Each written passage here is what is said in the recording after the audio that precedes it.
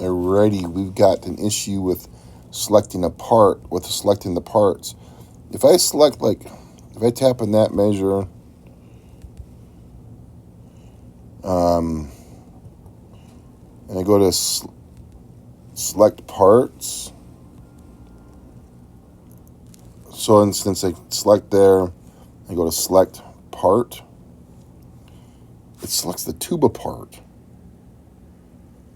It's so strange.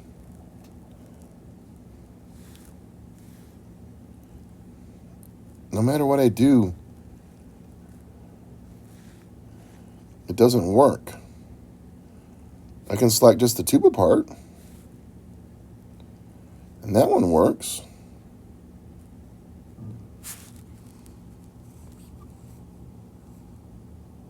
Hey, look at there, that worked. So if I just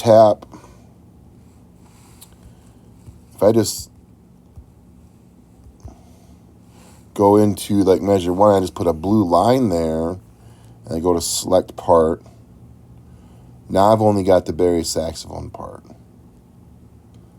But if I've got the whole measure selected, I go to select part, it selects the one below it. So strange. All right, talk to you. Bye. Thanks.